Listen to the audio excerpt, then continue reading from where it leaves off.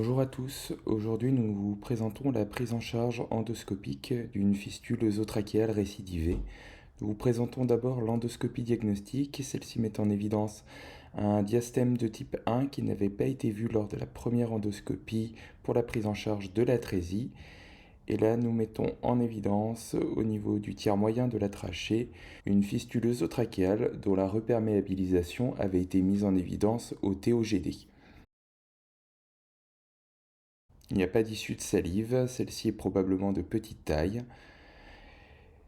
Vous avez ici une image avec la fistule par voie endoscopique digestive et après avoir intubé le patient et mis en place un fibroscope souple par la sonde d'intubation, nous allons pouvoir visualiser une issue de bleu de petite quantité, signant la reperméabilisation de la fistule.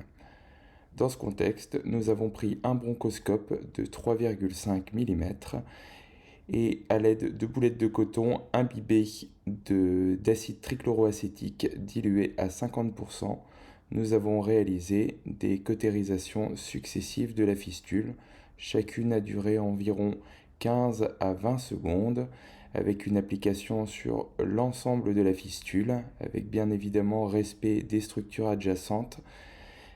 Il faut bien préciser que les cotons doivent être essorés avant d'être rentrés dans le bronchoscope et qu'il faut visualiser la fistule avant de rentrer à l'intérieur afin de ne pas réaliser une cautérisation de structure que nous devrions respecter. Ici, vous pouvez visualiser la troisième cautérisation. On voit déjà l'effet blanchâtre sur l'ensemble de la fistule. Vous voyez que j'ai dû me replacer pour être sûr d'appliquer le produit au bon endroit. Voilà, le bon blanchissement de l'ensemble des parois devrait réaliser une bonne adhérence et donc une fermeture de celle-ci. Vous pouvez voir ici l'aspect post-thérapeutique avec les séquelles de cautérisation qui ne sont visibles qu'au niveau de la fistule. Les parents signalaient toujours des légers épisodes de toux à l'alimentation en post-opératoire. Nous avons donc réalisé de nouveau une endoscopie et de nouveau un test au bleu qui s'est avéré négatif malgré des manœuvres en déclive.